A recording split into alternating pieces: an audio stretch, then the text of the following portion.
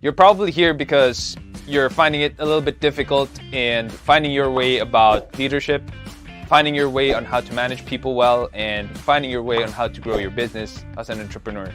Any one of these things are the topics that we cover. I'm your host, Sean C., aka Mr. CEO at 22. I am so glad that you took the first step of being here to learn more about leadership, entrepreneurship, and management because the world needs more people like you. We will help you to invest in yourself because that's something that is worth doing. That is something that is worth learning. If you have questions about entrepreneurship, maybe you're having problems at work or you're having some leadership problems or managing other people, boy, I have news for you. We have what we call a masterclass. Most of the courses in the masterclass deal with how you can generate revenue online. It deals with leadership, how to lead in crisis, how to break through the crisis in business, in entrepreneurship, and how you can manage other people better. Now, I always say the best kind of investment is an investment in yourself.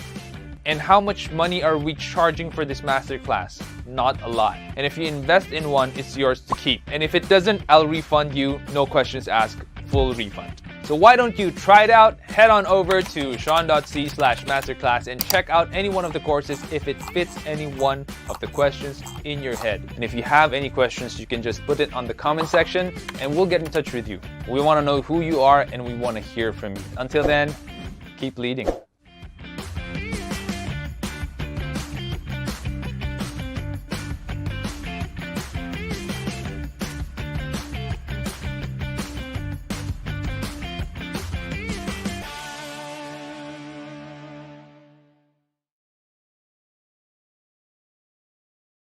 Okay.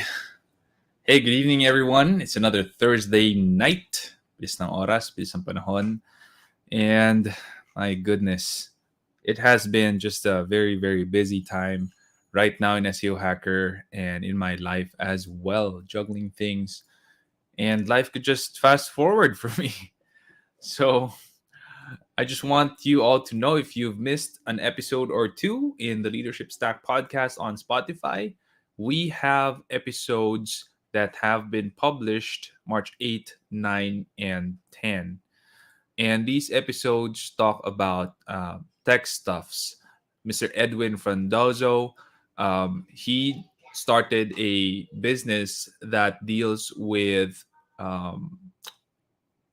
it's like Twilio, which is about calling and calling you using the internet. So it's a very interesting talk between me and him. We talk about the top challenges that tech startup faces, key must-have characteristics of a leader, and how to plan your content in a podcast. He also has his own podcast, runs his own podcast, and you could also tune into his podcast. And we also published our first episode on YouTube that we tried out this year. It's not here on Spotify. I think it's a YouTube exclusive. I'm going to have to look that one up. There we go. There's the YouTube link.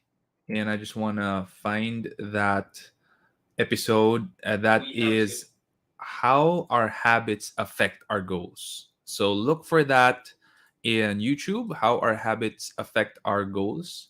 This is, oops, sorry. Wrong share. Yan ang maganda sa live eh. Kita nyo lahat ng mali. So, here's that episode. That's me speaking about how our habits affect our goals. And as you can see, it's not a recording here in my workroom. It is recorded in our studio. So this is the change that we are doing this year for the Leadership Stacks YouTube channel. We are actually creating videos that deal with one topic and that's it. And this runs for 13 minutes and we shot it on studio and we did some video B-roll edits inside as well. If you'd like to check it out, please do. Please hit the like button as well. Subscribe and share our content. So yeah, it's been a long day. I had a talk earlier for a school organization, college organization, and then I had a couple of meetings. I think I had too many meetings today. My eyes are hurting a little bit, but I am pumped to answer the questions tonight that we have from you guys, the audience. Chito says, "Good evening. Hey, Chito, how's it going? Hope you're well and hope you have had a great day so far." My son's here in the room. Okay, first question. In connection, oh, this is a follow up question. Okay, so the first question is from V. Have you ever delegated a task which ended up being done improperly? Did you ask them to redo the task or did you do it yourself? Yes, 100%. When I was starting out, I actually redid it myself, but it's actually not the right way to do it. So when you delegate a task, you're not happy with the results because it wasn't the results that you were expecting. I would say that a lot of the times it's actually the fault of the delegator. In short, it was my fault early on because I didn't delegate well. I didn't really teach the ropes of how to do it in a step by step basis. And you have to do it step by step. You really have to handhold the person that you hired. The problem kasi with a lot of business owners is we think like this I hired the person so I should be helped by the person. I shouldn't be teaching him or her na. That's why he or she has this kind of salary, this pay package, and that's why I onboarded this person in the team. So he or she should help me. I shouldn't be the one teaching him or her what to do. I just gave the KPI. Bahala na sila doon, di ba? A lot of people and leaders actually think that way, but real successful delegation is not done that way. It is done by really teaching the person the ropes, meaning it's like showing your son or daughter how to drive a car. You're not going to let your son or daughter drive a car all by himself or herself because they might get into an accident if you're not yet sure that they know how. So usually you'll drive and you teach them the principles: parking, parallel parking, lanes, stoplight, whatever. And after that, you ask them to drive. You ask them to show you, okay, what have you learned? Show me. And then you coach them along the way. You tell them, oh, this is how you do it correctly. This will make it easier for you if you do it this way. Before you give them the keys and say, okay, you can drive. You can take the car from point A to point B, and I know you're not gonna wreck it, and I know you're not gonna damage it. And the reason why the car is damaged for a lot of people who delegate is because we didn't delegate well. That's the problem. So I if people would frustrate me with the results early on when I didn't know any better as a leader, I would redo it myself. But that shouldn't be the case. You should actually coach the person on how to do it better next time and hit the results that you expect them to hit. Of course, you tell them also and you show them how you would personally do it. They get ideas from there and they hone it themselves. So I hope that helps. And the follow-up question is, how do you stop yourself from trying to control the outcome of the task you delegated, especially when you have a certain standard only you can reach? Okay, first off, when you hire a person and you have certain standards that you know are high or super high, hire well, right? Hire a person who is skilled and competent and has good character and will fit in your culture. Don't hire someone na para lang makatipid ka, right? Don't hire someone cheap. Because usually what happens is, pag binarat mo ng binarat yung salary ng tao or yung pay package, what happens is, you shouldn't also expect so much, right? So if you have such a high standard, it's not going to be reasonable for you to expect so much from a new hire who you're not really paying that high or paying that well. So for me, I have to make sure that if I expect a certain outcome, a certain quality or standard, I am first and foremost paying the person well or have given a good pay package to the person. And then I teach the person the ropes. I show them how I would do it. And then I tell them, if you have any questions whatsoever, ask me. Don't try to do it yourself. Don't try to wing it if you don't really know. Just ask me. I will help you 100%. And then I get to helping them and they learn. And soon after, they do it themselves and they do it fantastically. And they help us grow the business. So delegating is tricky. Not a lot of people understand it well, but they know they have to delegate somewhere within themselves, right? They know they need to delegate. They know they need to get more time for themselves or more time in working on the business rather than in the business. And they know that they need to delegate. But problem is, they don't know how to delegate well. Delegation is an art and a science, and you have to study how to do that well. You got to have your process documents, your process videos.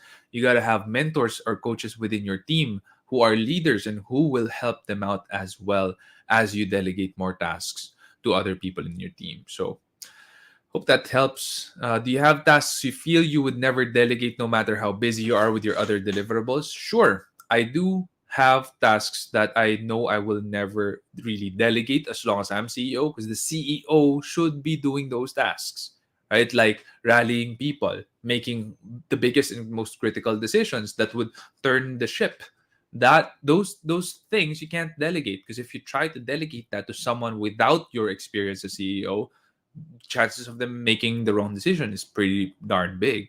So these things for sure I don't delegate, no matter how many things I have in my plate, no matter how many people I serve in my organization, people who need my help, people who are asking me for questions, people who are trying to bring me into the meetings that they have. I serve them, I am available for them, but yet I have my legwork here that I know I can't delegate, because that's going to be my CEO role. What kind of CEO am I if I'm not doing CEO stuff, right? Big decision making stuffs, bonuses or perks that I'm working on for the entire team to make them happy or to make their lifestyle better in terms of their cost of living, or sorry, their livelihood. So yeah, 100%. How do you know if your team member is ready to accept tasks? And how do you know when you're ready to delegate the task? Well, the tasks that you should delegate are tasks that are something that you know for a fact you shouldn't be doing because of the position you hold. So I'm CEO, I shouldn't be doing legal and finance. I used to do it because I was a one-man team and I was a startup then. I was doing freelance gigs. I was running the entire business by myself. So I was wearing a lot of hats. I'm doing a lot of jobs. But as I was growing the company, I know if I am paying myself more, I should be doing the job of whatever it is that I'm paying myself with, the pay grade of that job level. So if I'm paying myself a six-digit pay grade, then I should be doing the job of a six-digit pay grade. If I'm paying myself five-digit pay grade, then I should be doing the job also of a five-digit pay grade. But if you're CEO and founder, you pretty much got to do everything unless you have the budget now to hire someone who will take on that mantle for you, and you have to delegate as well. So this is actually why startups are so deadly, diba? Daming 9 out of 10 die. 9 out of 10 startups, they die, they perish. And it's because at the beginning, you're doing everything. And then kailangan mo pa mag-delegate. And then you realize, in order for me to delegate, I have to teach them everything. So I have to do it myself then again. Why did I hire that person? So after mo mag-delegate, minsan mali yung mangyayaring output or may kulang or frustrated ka.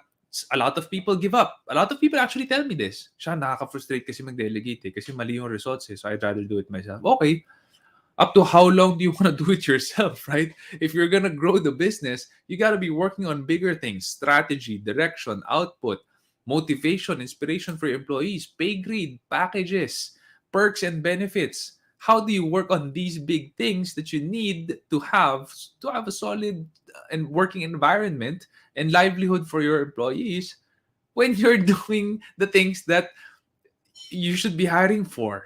You're doing the things that you could delegate, and it's way below your pay grade already.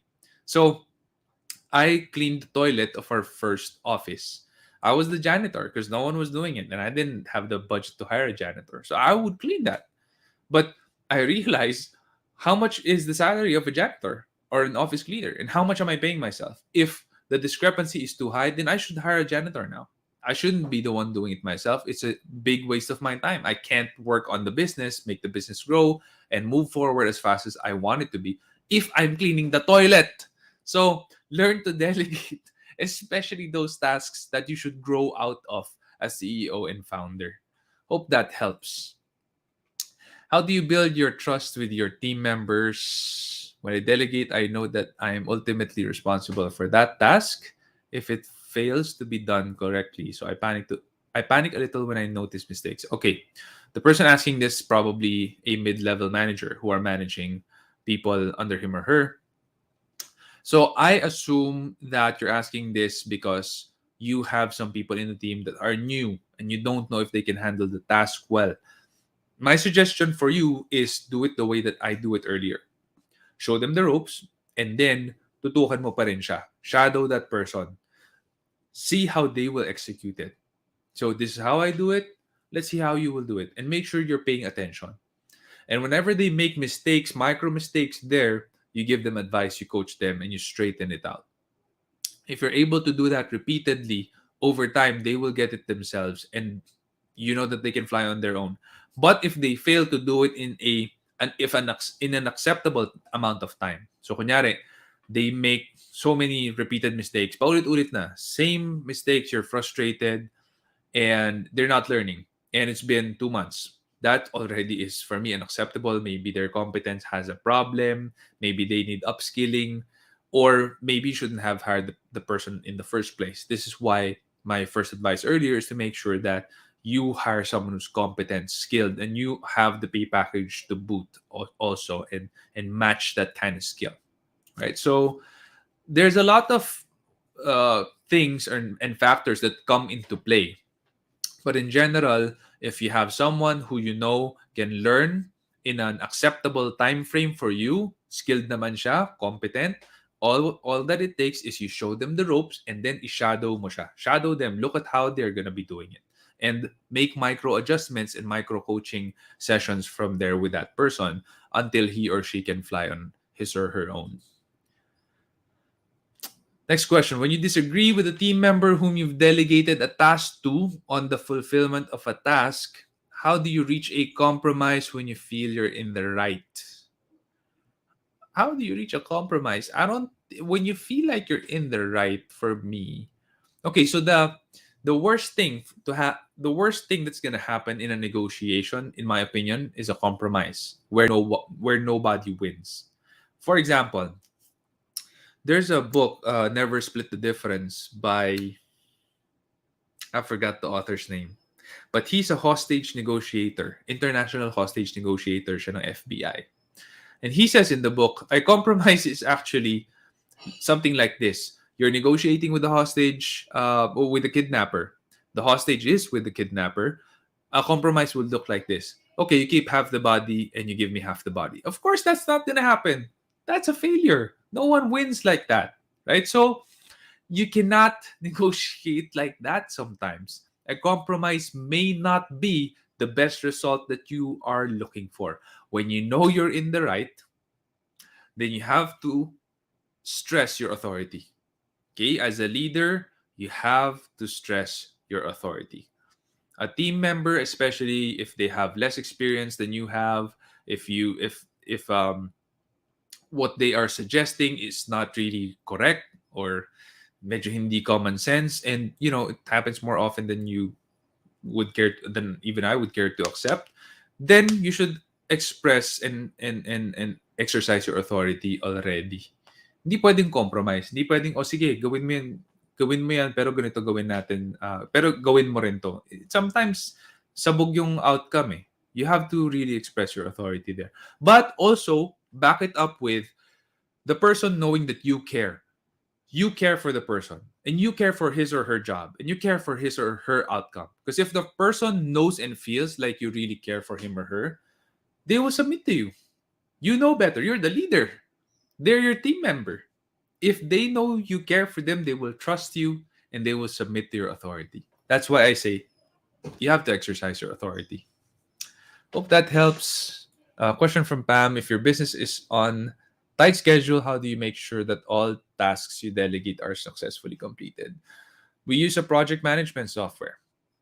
We use Monday.com. I know it's freaking expensive, but that works very well for us. I love the automations that it provides me, and it helps a lot in terms of streamlining our processes and making things accountable, faithful, and transparent. So I know that the tasks are successfully completed because we instituted a timer per task. So if there's a task that is taking months, that's a red flag already. And so it's so visible, it's so transparent, and it's so public that there's no way we're not going to see when a task is rotting already.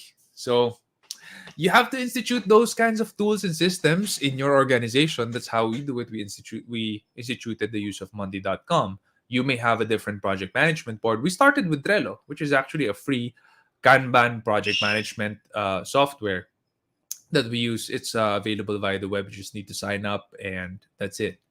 So yeah, you got to make your systems. Hope that helps, Pam. Based on what do you decide when delegating tasks, and how do you assess the results? I usually give a KPI for the task, just one major KPI. For example, I say we need to close this position. You need to hire this position by a month from now. Dapat ma-close mo yung position na yan for the HR. That's a very clear KPI. Don't care how you do it, or if you're having difficulty, you can ask me for advice, approach me, ask me questions, no problem. I'll support you, I'll give you budget, whatever you need. But that's going to be the main KPI. So I'm very clear when I delegate tasks. There's just one major KPI I'm looking for. This is the time frame, that's the deadline. If you don't do it, then we're going to have a problem. And I'm not just going to have a problem with you. Our entire organization is going to have a problem because we need that for a reason during that time. So be very clear. Clarity is actually one of our core values in SEO Hacker, because sometimes when you miscommunicate things, or when you assume that someone understands it but they don't, that becomes a very big problem, and that trickles down to the client. Chito says, yeah, Chris Voss, exactly. Yeah, there. So the author of the Never Split Difference book is Chris Voss. There you go. Look him up. That is a really good book. Is there a time when you delegated tasks that were not successful? How did you handle it? Yes, for sure. So usually, if I know that I delegated it well, going back to my answers earlier, maayos yung pag-delegate ko, I really looked out for them, and I know that they were able to do it successfully before. And they were not successful now, they failed now. I asked them, what happened? What happened? What went wrong? And how can it not happen again? And I don't do it for them. I never do it for them anymore. Kasi medyo sampal yun sa kanila eh, you know. Di ako na lang, di ba? Medyo bastos eh. I never do it for them anymore. I just say, how can this be better? What happened here? How can we avoid that next time? You evaluate the experience with them. Always remember, evaluated experience is the best tuition, is the best education you can give your people. Right? You paid for the tuition fee, nagkamali na sila, biniyaran mo na yun, nag-tuition fee na sila. Evaluate the experience. That's how they get their best education. So, hope that helps. Next question, how will you take action if you identified a potential problem in your business? By basically ask, if for example it's an issue or an incident, I ask, why did this happen, from where, and how can this not happen again? Three really simple questions that I usually ask, and that's usually used in root cause analysis. So we look for the root cause. If it's a recurring problem, especially, we look for the root cause. Bakit umulit to? How can this be eliminated? And napaka-importante niyan. But yeah, identify a potential problem. Just take action. I'm a deadline kind of guy. So I put deadlines on everything. And that keeps things moving. We get momentum from there. I'm also an activator. If you're familiar with Gallup Strengths Finder 2.0, I'm a very high activator, which means I like things moving very fast. If things are not moving fast, if I'm not hearing from you, I feel like you're not doing anything. So I know that I need to improve in that area, but that's the kind of person I am. And I do believe that SEO Hacker is what it is today because I'm that kind of leader. I like things moving. I need things moving. I need to hear things are happening and getting done. Otherwise, I feel like we're too slow or we're not moving at all. And that ticks me off. So, yeah, that's the kind of leader I am. Not many people are like that, but I feel like we are where we are now after 11 years of starting up from 1,300 pesos because of that. Because that is one of my key characters as a leader. How do you delegate tasks to someone older than you? Same way as you delegate tasks to someone younger than you. Because right now, you respect everyone, not just because they're older, but because they're people. Hope that helps.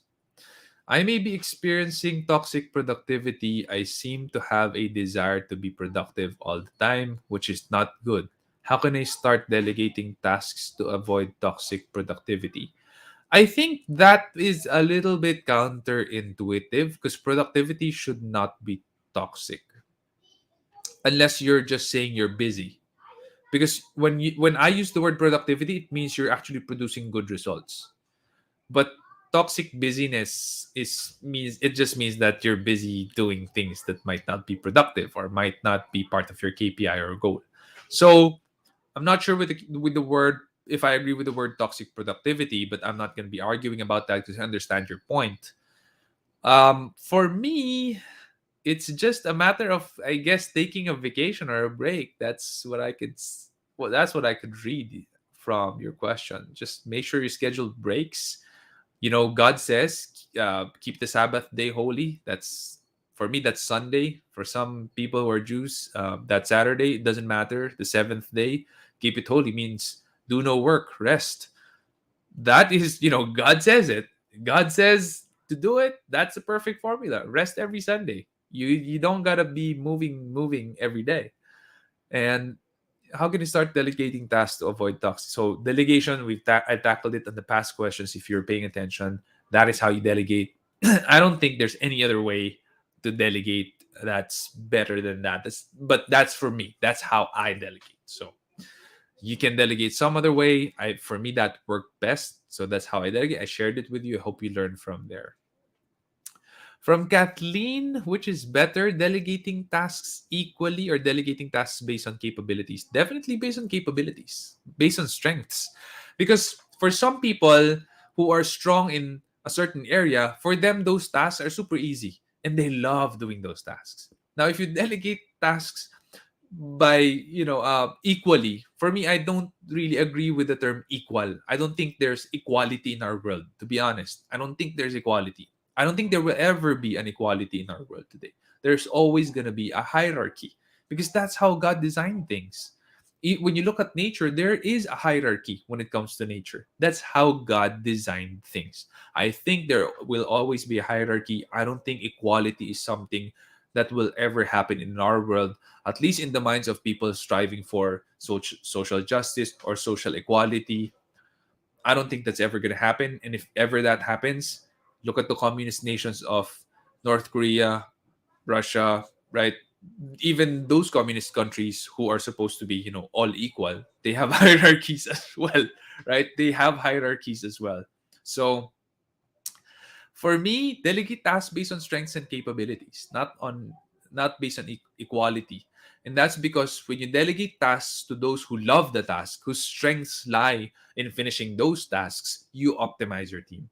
When you optimize your team, you optimize the time of the team. When you do that, you optimize the funds of the company. And when you do that, that actually gives you more profit as an entrepreneur. So I think that's the wisest way to go. Hey Mitch, yes, activator plus command. Yeah, same. So activator, command, futuristic, self-assurance, and maximizer. Those are my strengths. Top 5, not in the right order, but I think that's what makes me the fairly good CEO. Hopefully. What's the best way to create an effective SOP for an online business? Process document.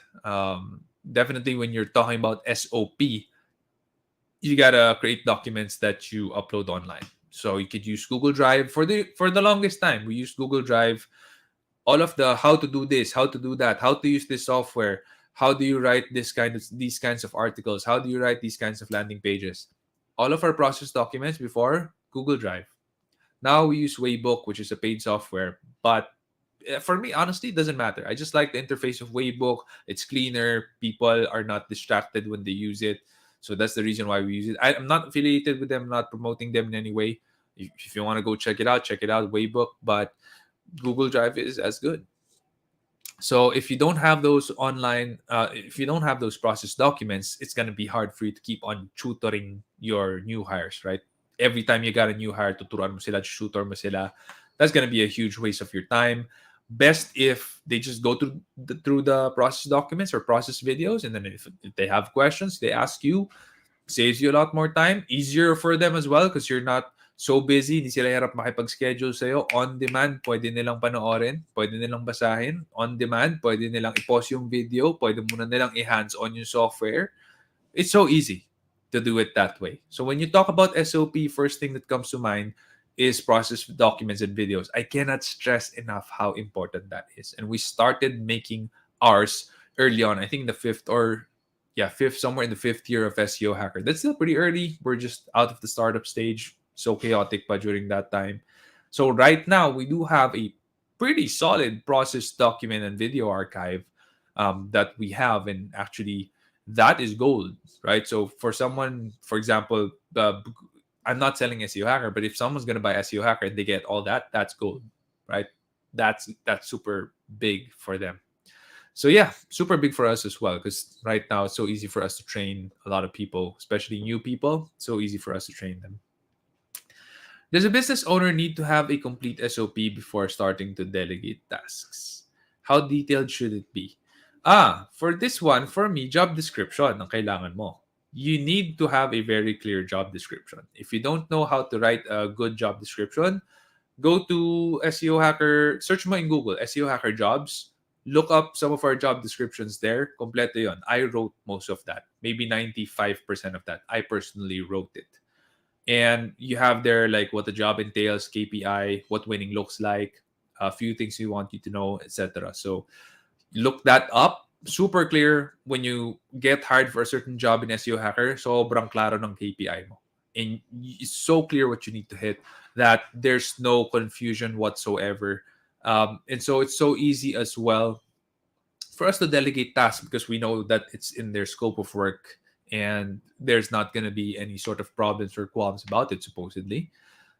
So yeah, for me, it's a job description rather than an SOP is what you're looking for. How can I get my boss to delegate more work to me? How to strike the balance between being proactive and being patient and receiving more work? For me, if wala talaga ma-delegate yung boss mo sa'yo, do work that you know will make him happy out of your own volition. Do something for him that, and it could be not work even, right? It could be doing something nice for him, right? So like if he has a wife, birthday ng asawa niya, padala ka ng something, right? Could be something like that. I mean, doing things for people in general is a good thing. Doing good things to other people in general is a good thing. It doesn't have to be work. Kung wala siyang work na mabigay sa'yo, do something nice for him or her. Otherwise, if there are work that should be or that could be delegated to you, just let him know, hey, I'm available and I am open, my hours are open, and if there's anything I can help you with extra, please let me know. I'd like to learn from you and I'd like to do it for you. Something like that. I'm sure your boss will be happy to give you more work as well. Last question. This is actually the last question. I know I talk pretty fast right now. That's because I haven't finished my dinner. It's still there in the dining table. Because I had to cook. So I cooked tonight. Kaya hindi pa ako tapos kumain. How do you delegate tasks without feeling guilty or without thinking that other people might say that you're just passing more work to them? That thinking holds me back when it comes to delegating. So how I feel like is you're a mid-level manager as well or you're co-employee. Maybe you're at the same level kaya nahihiya ka mag-delegate, no? For me, respectfully ask them lang muna, hey, is it okay for me to ask you for a favor? Can you take on some work for me? Kung magka-level lang kayo nung peer mo. But if you're a little bit higher up, maybe you're a mid-level manager and they're a team member, that's your authority. That's exercising your authority. And of course, when you delegate, you also teach them the rope so they benefit from it as well. Just make sure you teach them well and you answer their questions. They benefit from that because one of the most important things that you get out of your job is actually learning things. It's having a career and working under a company. That is one of the best things in life because you get paid to learn. Now, there is the temptation of stagnating because you're still getting paid even if you're not learning new things anymore and you get comfortable because it's the same routine and it's the same work that you're doing. For me, that's a sad thing to be in.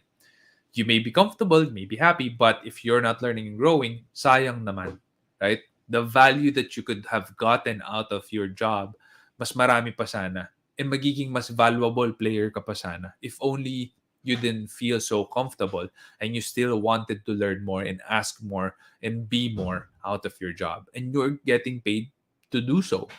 For me, that's really the best thing that you can get out of any career, any job that you could be in. Hope that helps. I think that is the last question. Di naman sa nagmamadali ako. If you have questions pa, please do ask them. I'd be happy and honored to answer them. Again, for me, it's just that it's been a long day. I had to talk earlier. I had like 5 meetings. My eyes hurt a little bit right now, and my dinner is still waiting for me, half eaten in the dining table. I almost forgot that we had Leadership Stack Live today because, yeah, my mind's been frizzy. And I hope you enjoyed this episode and learned from it. I don't see any more questions popping up. So I guess we'll wrap up early tonight. It's also been a long week for me. Again, if you haven't yet, please do check out our YouTube channel. We have a lot of new videos there, and we have dabbled with a new style.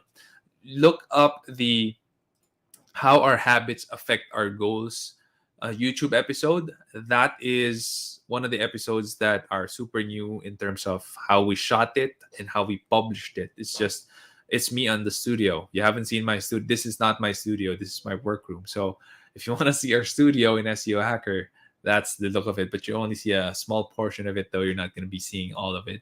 But if you're following me on Instagram, Sean.c, that's my Instagram handle, you will be able to see the studio better from there. One of the photos there, I took a photo there of the studio. So yeah, I hope you enjoyed this episode and learned from it.